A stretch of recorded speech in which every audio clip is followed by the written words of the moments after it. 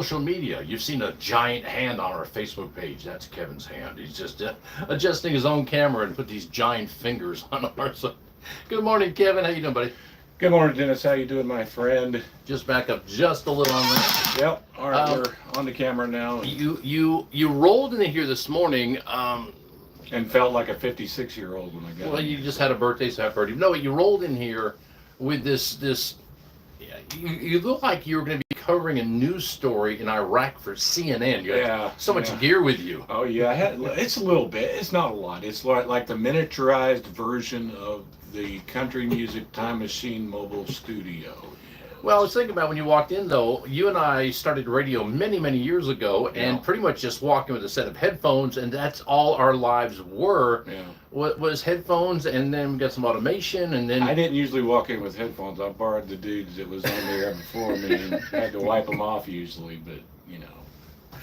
Well, technology has brought us so far. Like right now, we're streaming, we're recording, we're on Facebook Live. Later on, we're going to be recording a session of Country Music Time Machine, and so much is going on. I know in your personal life, you know, we've been praying for your mama. Yeah, Mom was sick in Myrtle Beach, South Carolina. She almost didn't make it in May, so I came back and visited her quite a few times, and you know, she's doing a lot better now. But I'm back in, back home in Tennessee now, and hanging out with you guys and having fun and visiting my girls, of course. Yeah, you've been spending a lot of time working down in Belize. Yeah, doing the work as we always do down there. And your boss is a famous woman. That's right. My boss is Michelle Kwan. If you remember the ice skating champion, the multiple world champion. I think she has more ice skating world championships than anyone in history. Without hitting anybody in the knee, she did this. That's right. Without injuring anybody,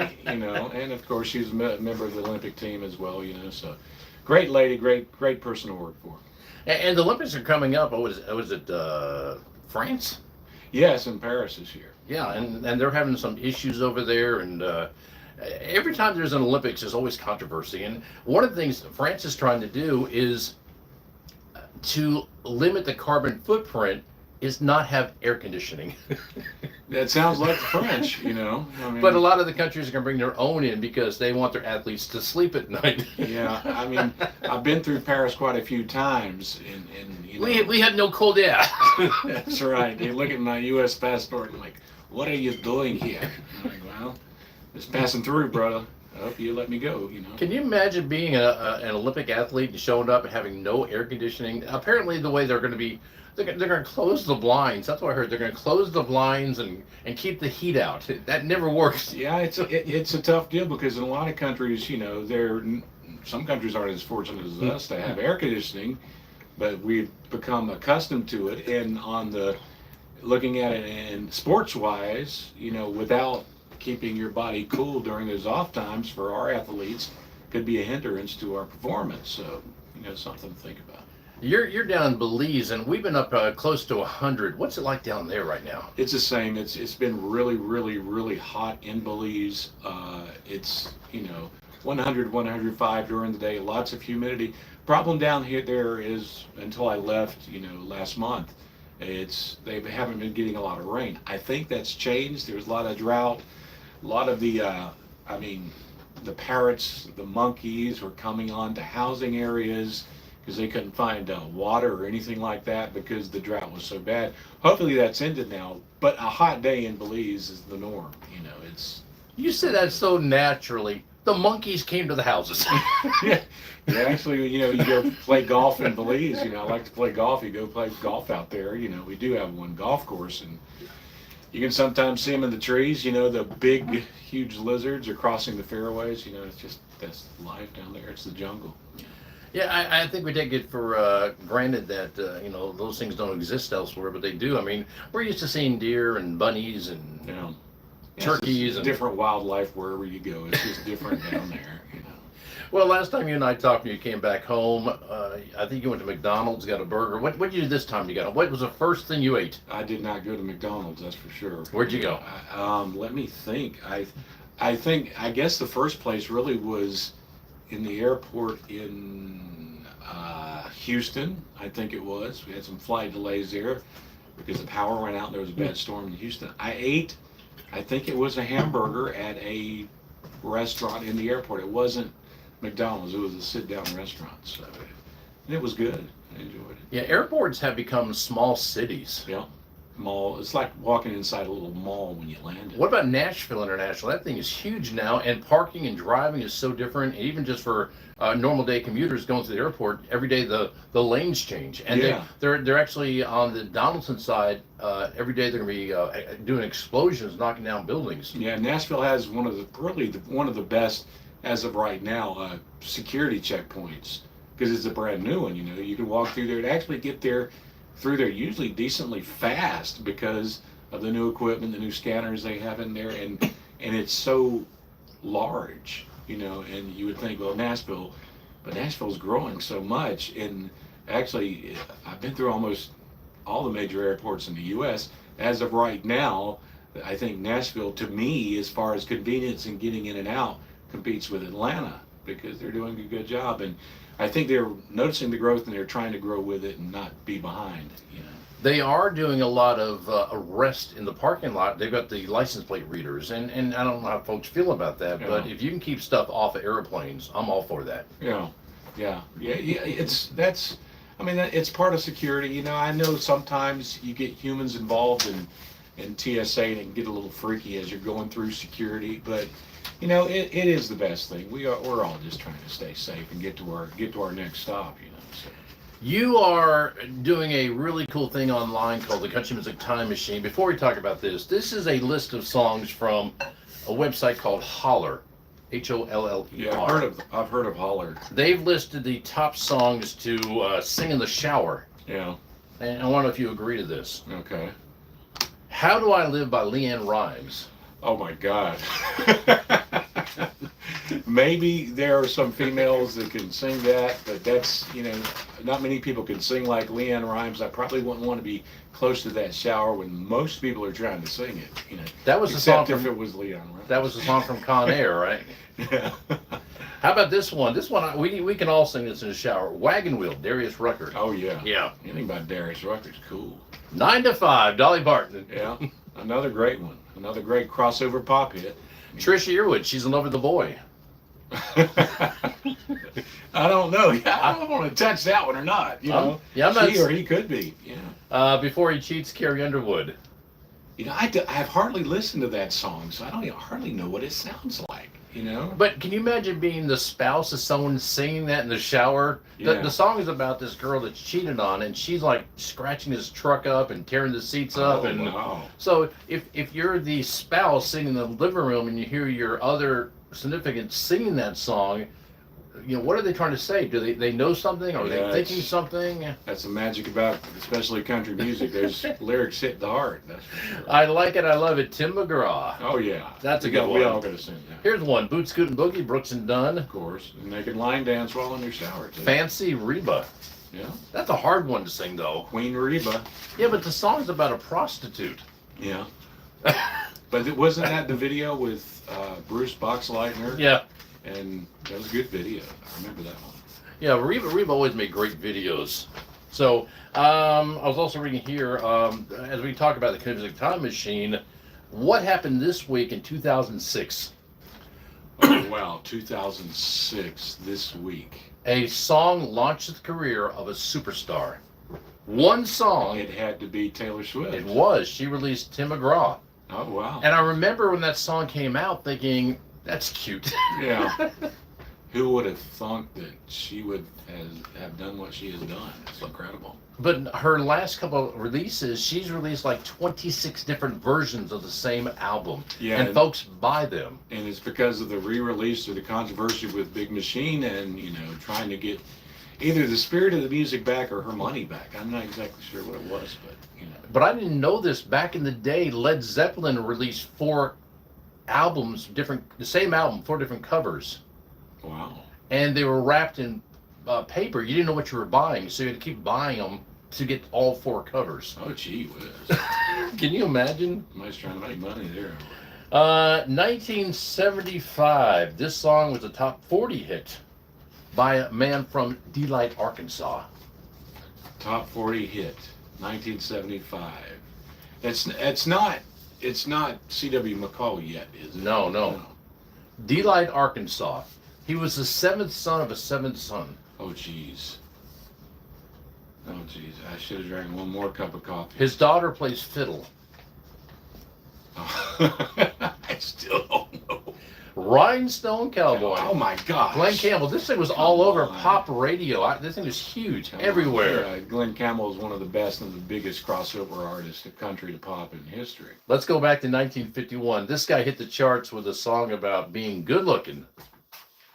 Hey, good looking. What you got cooking? That's probably he is probably the biggest artist on the country music time machine. Legendary Hank Williams. And all of that before the age of 29. Yeah. I mean, and you hear about his life, you know, the heartbreak and the pill popping and the drinking, and it's sad, but we wouldn't have any of those songs without that. You know, I could make a special episode about country rap songs and put Hank Williams on the cover, on the thumbnail of the video on Country Music Time Machine, and it would get thousands of views just because Hank Williams is there. And you ask why that is. Well, because Hank Williams was country gold. Yeah, he was honky tonk, but he brought spirit to country music. He went away too soon. That added to that Hank Williams legend, but a lot of folks miss that stuff. Yeah, I wonder, like even like in movies, like James Dean, would he have been as big now? Yeah, had he lived? It makes you wonder that death and that mysterious. It's like the Kurt Cobain of the, what do you call that type of music from the 90s? The grunge music. You know, would Kurt Cobain be here in the studio doing an interview with you as he's recording his next country album if he would not have passed away?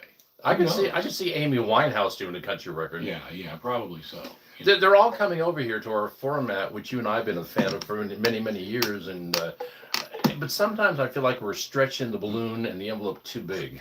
Well, you know, I did that episode a few months ago about what happened to country music, and what we talk about is the change of country music from sort of the beginning, the late 20s, when country music became commercialized, until now. And I played one song called Little Old Log Cabin in the Woods, which was by I guess the first commercial country song. Then I played the Beyonce song, what was the name of it? Texas Hold'em. Texas Hold'em. And I played them back to back just to explain, this is where he came from, this is where we are, you know. So it's changing incredibly, you know, and some of us don't like it if you're a fan of traditional country music, but if you're a fan of taking chances and spreading out, and I guess you're having fun right now. Yeah, our format, though, I guess like all of life through social media, it's become a lifestyle, more about the lifestyle than the actual music. Yeah, it is. I mean, I think in country music, what has made country music successful has always been the lyrics. The lyrics probably forefront. I said one of the videos that, you know, in general, in the last, you know, oh my gosh, you know, 100 years, country music doesn't sing about making lots of money, cash, and Mercedes Benzes and stuff. We sing about heartbreak and love and breakup and drinking beer and things like that. But the pop music or the rap music or the hip hop music, that stuff, they go into that. Now, I did notice it was like 2019, you know, my daughter Gracie does the Pop Music Time Machine. And I was helping her write scripts for those years. And in 2019, I noticed on the Hot 100 charts of basically the pop music charts, 30 of them were country artists. You know, so what does that say? Is pop music dying and having an issue with what type of music they're releasing and their connection? And I think that some of those relatively pop artists, whether it's Lana Del Rey or Post Malone, this makes my head spin to think about that stuff, but are they saying, you know, we need to get back in that direction? Because the music of the 80s and 90s is nothing like it is now. Well, speaking of not like it was, you and I are not like we were. When you worked here many, many years ago, you know, my daughter was little, but it's different now. My son being 17, your girls are almost grown. You've got some that aren't grown, but you got a grandchild now. I have two grandchildren. It changes how you look at lyrics and changes how you look at music.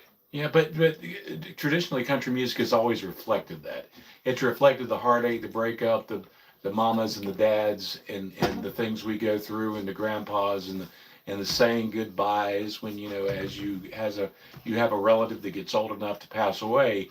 But it's Country different. music has usually reflected that. Now, will that change? I don't know. But I'm saying individually, as you get older, there's a great song by Mike Reed and Ronnie Millsap, "Old Folks." Oh yeah, it's a good song. And I'm 63. When that song came out, 63, they were old folk to me. Yeah, I am now technically a senior citizen. yeah, yeah. But you're talking about that magical music, like that song they made. Darius Rucker made the one. It won't be like this for long. Yeah. Can't remember exact years, 2000 something, but it has that same theme. So I think a lot of the country fans who had a problem with Beyonce and her release was she may have been sort of like flirting with that boundary of country music, but her lyrics in Texas Hold'em was rap hip hop lyrics, and it's like, well, we don't really relate with that, so. Yeah, and a lot of country fans heard the clean edit of that song. Yeah, I didn't listen to the unclean one. There's a song out there right now by Dasha Austin, and radio is actually playing version number 6. Oh wow! Because they kept having to clean it up and clean it up and clean it up and clean it up.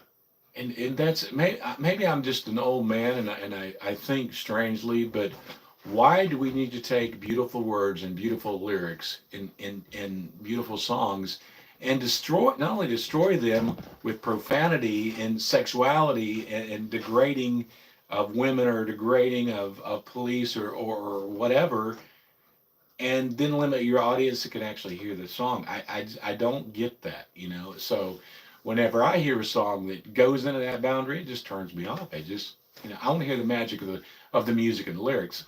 And to me, profanity in music is not magic. Well, it's cheap and easy, like a comedian throwing in a dirty word. It's just it's easy to get a quick laugh out of doing that, or a quick like, whatever. Yeah, but that's true. I have a point I was going to make. But sexuality has always been part of country music. Look at "I Would Love to Lay You Down," Conway Twitty. Yeah, exactly. But it was sort of like when you and I grew up watching television. If there was a sex scene, it just faded to black. Yeah, but and even in country music, in most cases, which sometimes it gets crazy in the Country Music Time Machine series of crazy country songs. But in general, in country music, when those areas have been covered, it has been more subtle. It has been make your imagination follow these lyrics in this song and understand where we're going right now. And we understand the magic of it without just blasting in people's ears, especially young people's ears, pure profanity. So enjoy the romance, enjoy the spice of it. But, we're humans. We know what we're talking about here. We just don't have to come out and paint the whole picture. It's that Boudreaux Bryan song. They wrote this song. They wrote "Feel Like Making Love," which was a big rock hit. Yeah. And when you make it a rock lyric, it's more about the act as opposed to, I guess even watching old black and white shows, making love was more about romance. It wasn't the physical act. It was more about the courting. Yeah, that's true. But when you're coming out explicitly using words that start with the letter F and explicitly saying, doing, not only in a purely unromantic and unloving way, that is, if it's not profanity, what is it? If it's not almost borderline pornography. I was going through the episodes of the Pop Music Time Machine, and there was a Rihanna song, for those of you who know this type of music, that came out with Drake. And I never heard it, and I played the music video. And I was just falling out of my seat. Because what Rihanna was doing on the camera, what she was saying on the lyrics, and I was thinking, what I want to see my daughters do that. And it made me understand, well, maybe that's why some people are like, maybe we can find a better home in country music, And as I do that, is it going to change country music a little bit? Probably, We're talking about the Country Music Time Machine, which is available online. That's right, on YouTube. Just type in Country Music Time Machine. We have over 100 episodes right now, over 500,000 viewers worldwide. And we recently, for no good reason, released a series called Crazy Country Songs, just about funny, crazy lyric country songs. And it's just taken off like crazy. Just people, thousands of comments. And Did you have Rockin' Sydney? I don't have that one yet, no, but I've got so many. Rockin' Sydney, don't mess with my toot toot. Oh, Don't geez. mess with my toot I'm toot. surprised that one hadn't been. I know that song. I'm surprised someone hadn't mentioned it. They mentioned a You lot. can have the other woman, but don't mess with my toot toot. Yeah. What a classic lyric. But we're talking about. I mean, the first episode was. Yeah. The first song was Conway Twitty and Loretta Lynn. You're the reason our kids are ugly. Yeah. You know, and that song just blows my mind. And there's a Johnny Cash song, "Flush from the Bathroom of Your Heart." You know. Do you have any Roger Miller in there? Oh yeah, Roger Miller, Ray Stevens, Jerry Reed are probably the kings of that genre. But So you got When You're Hot, You're Hot, or oh yeah, When You're Hot, You're Hot. Amos Moses, yeah. you know, things, those type of songs. The Streak, you know, and Ray Stevens did that one song, "It's Me Again, Margaret." you also have the Mississippi Squirrel Revival. Yeah, that was in episode 1, but I put "It's Me Again, Margaret," I think in episode 3, and that is a weird song, especially when we hear it today. Oh yeah, you'd be arrested today. Yeah, hello Margaret, it's me. again. Some freaky guy breathing hard on the phone, you know. Like, how did we get away with that in the 80s? You know, that's incredible.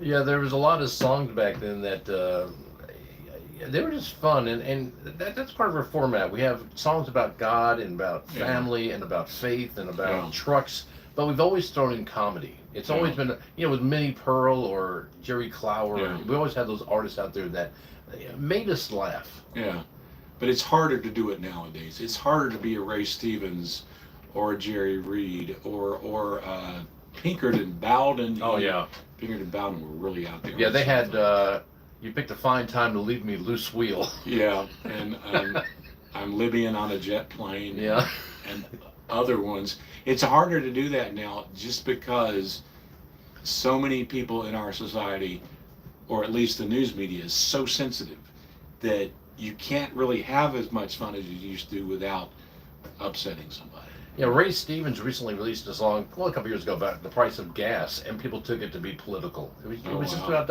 and the price of gas is what the price of gas is, and he was making fun of that. Yeah, yeah. It's and I mention that quite often on these videos that, you know, 70s and 80s, I'm going to actually do a song from the 50s from a country music Hall of Fame duo, Homer and Jethro, who they were inducted in 2001. About the outhouse? Yeah.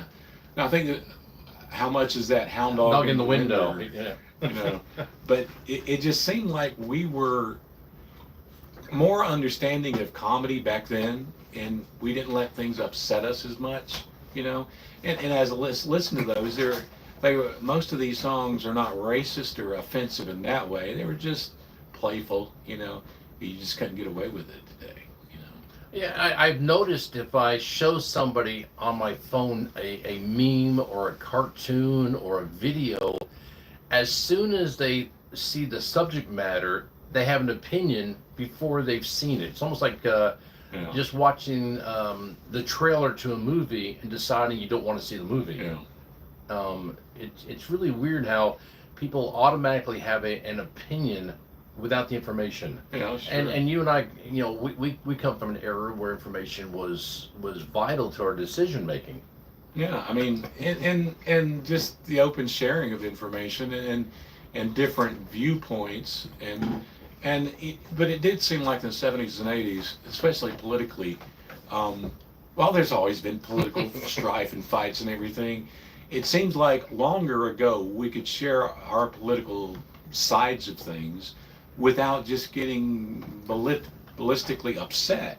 You used to do a radio show, a segment, What I Think by Kevin, and I don't think you could even do that now on local radio. I don't think you could, you know, because who's Kevin to tell me what he thinks? Yeah, exactly. It's just, you know, it's people are just getting too upset and not just taking a deep breath and realizing there are different viewpoints in the world, and listen to the viewpoints that you may not like.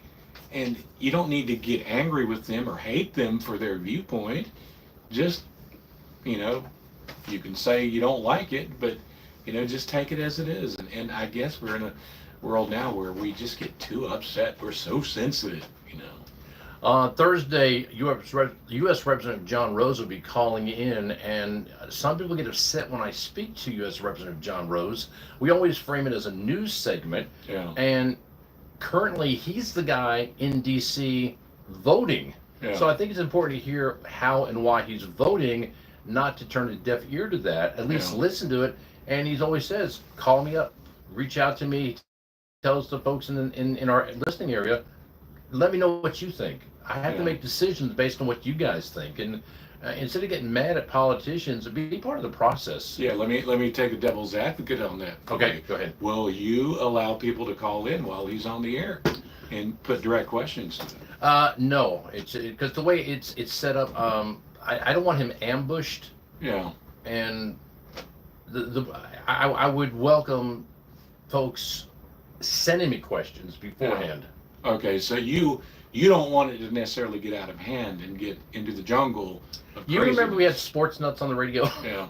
And people would call them just crazy stuff. People tend to, and even on talk radio, there's always that one caller that yells out Howard Stern, or just people out there that want the microphone. Yeah. Would you allow a total stranger to walk into our recording today of Country Music Time Machine? Yeah. Yeah. I know that's right. I'll just edit it out, you know. Because we're not live, you know, and that's Country Music Time Machine is. Well, also we're in a political season, so I have to frame it. I have to frame it as a news segment where I can set up a question about why did you do this? Why did you decide this? Not I like what you did. I can't put my own personal opinion into it, so I can't have a caller do that. Yeah, and you know, I don't want to do that either. And I honestly, I hate Country Music Time Machine is about the history of country music, and I really try my best to avoid talking politics. Sometimes it's impossible. For example, there's a Roger Miller song that came out in I think 1968 called My Uncle Loved Me But She Died. Yeah. So, you know, it's almost a backwards reference about, you know, what gender was his uncle, you know. So you can sort of relate it to today's reference to gender issues or whatever, you know. So comically and, you know, to be up with the times and compare it to the prior times, you sort of have to make the connection between what that song meant back then and what it may mean now, you know. Back then it was pure comedy. Yeah, exactly. You can't roller skate in a buffalo herd. Yeah. Come on. Yeah. And Jim Stafford had so many weird ones too. Oh yeah, My Girl Bill. Exactly. But if you listen to it, he's talking to a guy named Bill. Yeah. She's my girl, Bill. Exactly. And, you know, or the one that I think we're going to record today, I'm my own grandpa. I can't, it's a weird, it was requested many times on the Country Music Time Machine, but it's one of those other ones we're going to cover today. And you also did the wildweed flower. Wildwood weed. Wildwood. That's coming up. You know, I don't think I recovered it yet, unless I forgot I covered it. And depending on what you think about that, could be controversial. Yeah, exactly. You know, and I did the Willie Nelson Merle Haggard song, "It's All Going to Pot," that was recorded before Merle passed away. And if you think about it, if you think about political country songs, I take it back to Okie from Muskogee. And one of the lines from Okie from Muskogee is, "We don't smoke marijuana in Muskogee." But Merle Haggard did. Merle Haggard was a liar. So, you know, it makes you think. You know? Well, that song was written almost tongue-in-cheek because and it became a political song just based on how people took it differently than he meant it. Yeah, exactly. But it was still a great song, you know. Yeah. And if you refer to any country singer from Oklahoma, you call him an Okie from Muskogee. You know, it's a label now. It's fun to watch the themes in music change. So as you're doing these episodes and you're, you know, for a while there you broke down different decades, and the decades are incredible because from the start of the decade to the end of the decade, even the themes in the decade changed Oh, so yeah. much. But if you go back and look at history, like between 70 and 79, we went through a lot between Vietnam War Yeah. and what happened in 79, and then from 80 to, I mean, within a decade, so much changes. And then you started doing specialty things. Yeah. Yeah, I mean, politics, as reflected in all kinds of music, not, I think, really a lot in country music because whether it's war or poverty or like in the 70s, the gas crisis and getting out of Vietnam, it's always been in music. It's always been reflected in music.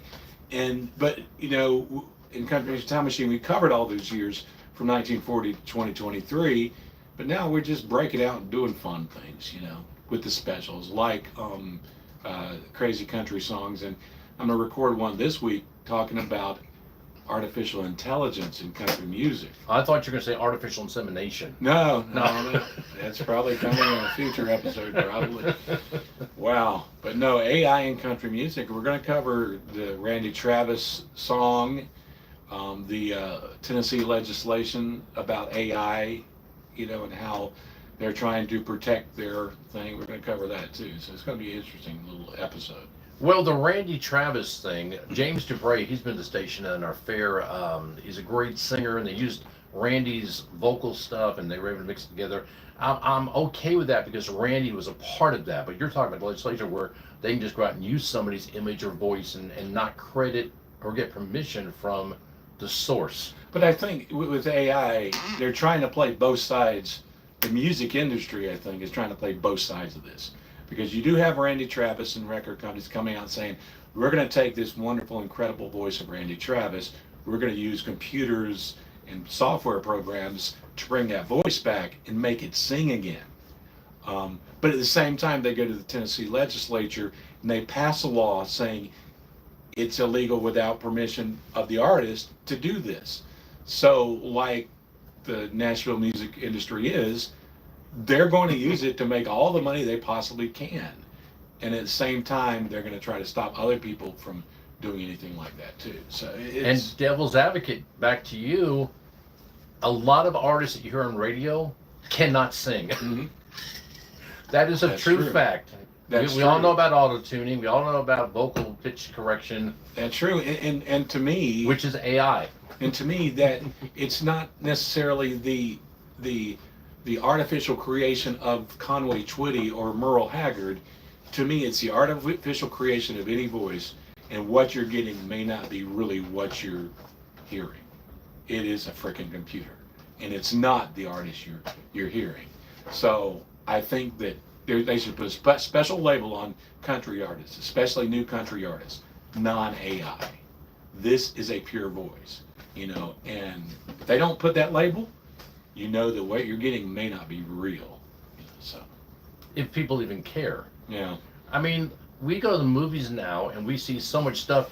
And going back to when we were teenagers, we watched a movie. It was a lot of work that went into that. Yeah. Now it's all green screen. People don't Yeah. realize how much stuff, movie sets and TV sets and backgrounds and explosions, it doesn't exist anywhere. Those craft people are not there. I Yeah. mean, there's people doing that on computers. That's true. That's true. It's just that maybe with my personal connection to music and my history in music is I'm on the side that if I hear this music, I want it to be pure.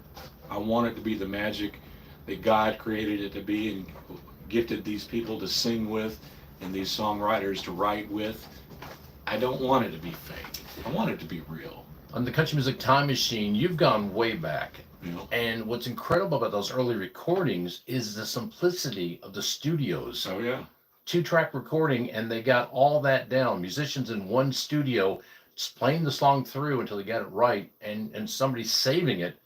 It's incredible what they were able to do with minimal technology because they could play and sing. Yeah, exactly. And even with artists like George Jones, so many of his records were done in one, maybe two cuts. And he'd have people arguing with him saying, let's do it again. He goes, no, let's not do it again. We just made a real song and let's let the people hear it. Now, are you making a real song if you put a robot into it? I don't know, something to think about. It's interesting. But I will say this about the Country Music Time Machine too: is it's not all Kevin. You reach out to friends, you reach out to me Yeah. about songs or ideas because we all go blank. If I say Yeah. name 7 songs about boats, it's Yeah. hard to do. Yeah. Exactly. And the Google searches don't always have what maybe you were thinking about. The Google searches, and I'll tell you this: the Google searches are almost like the news you see on TV on the internet today. It can be biased one way or the other. If you go in there, and I had a listener or viewer on YouTube mention to me, he said I did a search on crazy country music through history, and Ray Stevens did not even appear in the search. Wow. You know, I mean, so you got to ask yourself, Google, where is it getting its information? And you have to understand that artificial intelligence, as it exists right now, I have a degree in computer science. I'm not an expert on artificial intelligence, but I know a little bit about computers and security. As AI exists right now, it is biased. It has so much human input that depending on what product you're using is going to be the flavor of the information that's fed back to you. You know, so that's one thing to think about. And well, how that reflects in the music, I don't know. And where will we be in 10 years? Who knows? Yeah, recently one of the companies rolled out some sort of AI that didn't work because it was saying that you can get minerals for your diet by eating rocks. Because Oh, geez. rocks are minerals. Yeah. It got the information wrong. Yeah, well, as a test, when I was writing the script for the 1973 episode of Country Music Time Machine, I always do a tiny bit of news, do the news about to reflect how it may have reflected into the music of the time, and just for the heck of it. In those earlier versions of the AI, and I think it was the Google AI, I put in, give me the most important news stories in 1973. And it gave me some news stories. Some were not from 1973, so factually they were incorrect. But one news story it brought up was Roe versus Wade. And it basically said, the AI came back and said, Roe versus Wade was overturned. And this was a great celebration for our country. Basically, is Wow. what it said. Well, no, that's not correct. 50% of the people in the country were celebrating, 50% of the people were upset about this. So this AI basically thought it was because of the input it's been fed from humans, from left-leaning humans in this case, it gave that information. So I think when AI can become fair and show both sides of the issue and actually reflect what is happening in the world, you know, the good and the bad, both sides, I think that'll be a good part of it. Yeah, on Facebook now, if you go to search something, that little meta thing pops up there, and it's Yeah. really irritating a lot of folks. You can mute it, but you can't turn it off. Yeah. But just out of a curiosity, because if I start typing a word, let's say I typed in aeroplane, and I don't mean that, it automatically gives me the results. Yeah. So I typed in my name plus radio. Yeah. I think it's a Boolean search. Yeah. So my name plus radio, and it gave me this whole narrative about me when I started here. It said Dennis Bank, DJ at WCZ. Was it factually correct? It was correct on me, and it said ownership and the awards I've gotten. So all that was right, but I was able to by reading the story, I could tell where they pulled the information from. So I typed in Tracy, my wife's name. It said the same thing, DJ at WCZ. Oh my God! Yeah, so it's not.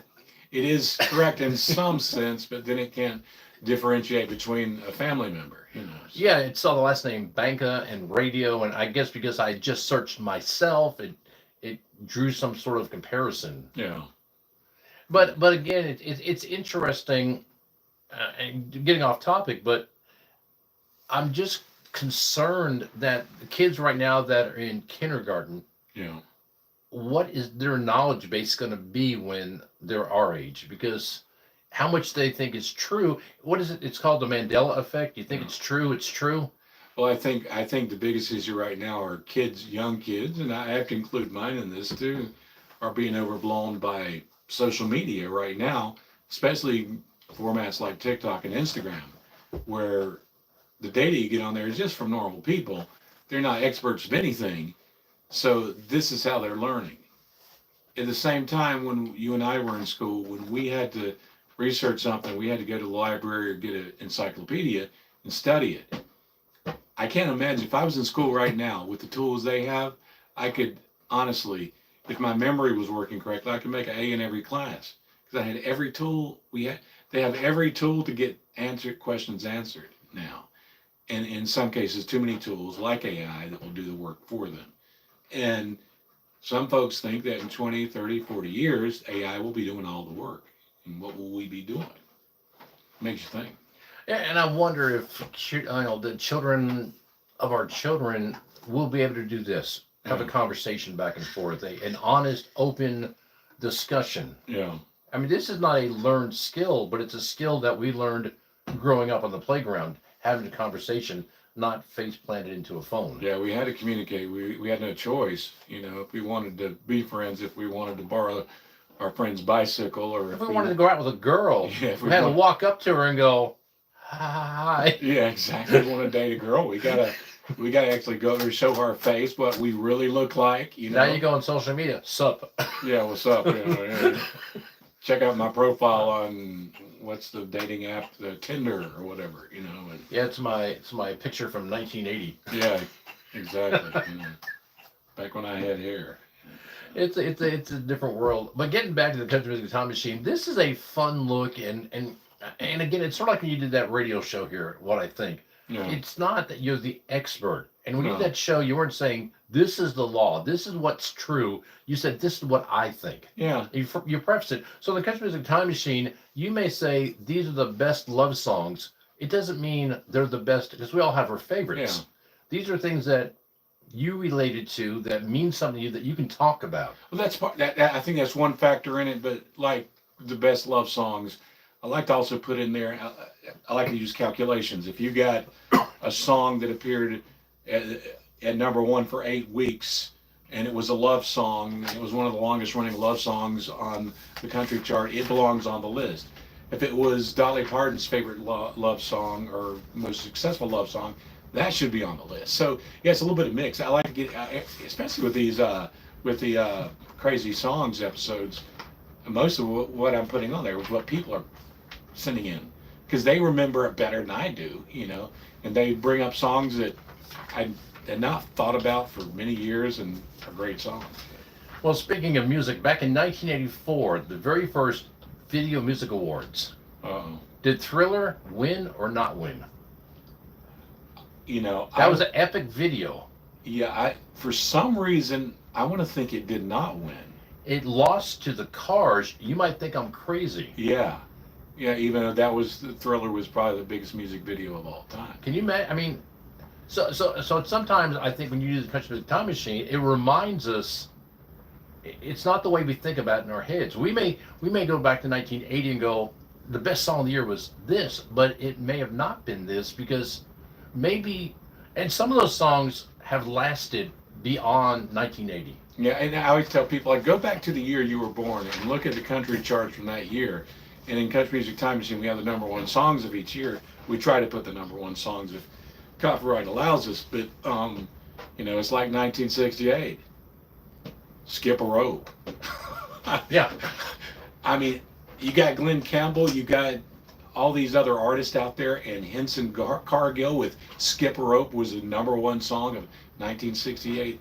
It does blow your mind, and it blows your mind that some of the songs that never made it number one are the ones we still sing today. Yeah, and going back to rock music, things that we thought were number one, Stairway to Heaven was never a number one song. Sweet Home Alabama was never a number one song. Mm-hmm. There's God Bless USA was not a number one song. Exactly. And I've done Gracie and I got together and did a July 4th Patriotic Country Music Songs episode, and I actually talk about that. God Bless USA never made it to number one. It was released earlier as a song for something going on with the war, and then it came back, and it's become bigger than the first release. Yeah. It still gets played. Yeah, the first release was what it was, and it was a patriotic song. Then it came back in the Gulf War of '91, and then after 2001, it came back as well, and came back on the pop charts in the 2000s after the attack on the Twin Towers. So that song will be around forever. It has made Lee's career without a doubt. That one song that never made it number one. And a lot of songs evolved into bigger, different songs. I'm Already There, Lone Star, after, Yeah. you know, the troops were deployed, they added extra lyrics and Yeah. actualities. Songs like Tie Yellow Ribbon Yeah. was about a guy coming home from prison, but Yeah. it became about hostages. Yeah. Exactly. Perception about what the song means changes. Yeah, it's incredible, and I just love history, and I love country music, and just bringing those two together the best way I can, and making the folks who tune in just think about it, remember it, connect with those times, and also really connect with the great music. That's the fun of it. And you take time to sometimes mention what was on television, movies, or Yeah. the price of something. Um, and even some of the TV shows you reference are still seen today. Yeah, The yeah. music's changed, but what the viewership wants remains the same, which is kind of a weird dichotomy. Yeah, I mean, 99% of the comments are positive on the country music time scene. People appreciate what we're doing and everything, but sometimes they do mention that. They will say, shut up and just play the music, which, like, I've been told that many times in my life working in radio for so long. But that's not what the country music time is about. It is more about the story and the history of the music. I always tell people, support these artists, buy their records, download them, or watch their full songs on YouTube or Spotify or Apple Music. But this is about the story. This is about keeping the history so people can make that connection from 1940, at least from now, until 2023, and all those special things that happen in country music in between. I hope people remember that, and that's why we're doing it. Yeah, and watching the videos, you've done a lot of work, and folks need to realize this, that everything out there, if you're playing music, if you're showing video clips or just still shots, somebody created that, they own that. There's Yeah. ownerships and licensing. So as you're doing this, you have to say, I want this, but is it available to me to use on a social platform? Yeah, the thing about it people must remember is each one of these episodes takes probably 8 to 10 hours to make from the beginning to the end. And not only that, you got to take in consideration the rights of the artist. And I may have 500,000 people tuning in worldwide for Country Music Time Machine because they're fans in Australia and Japan and Sweden and Ireland and Scotland. But if I play sometimes just a little bit of music every single, because there's advertising on the channel that is programmed by YouTube, that money goes to the artist. A tiny, tiny, tiny, tiny percent of it might come to me. So I'm not making money, I'm not getting rich, but I'm having a lot of fun. The artists and the record companies are making money. You're making enough to buy merchandise, though. Every time I see you have a different Country Music Time Machine shirt Yeah, on. that's about all. That's my budget. A shirt every once in a while. Once I make a little bit. So. We just had high school graduation here a few weeks ago, and my 45th high school graduation was just weeks ago. 45 years. Wow. It's incredible. So I pulled up 1979. What do you remember about 1979 Country Music Time Machine? 1979.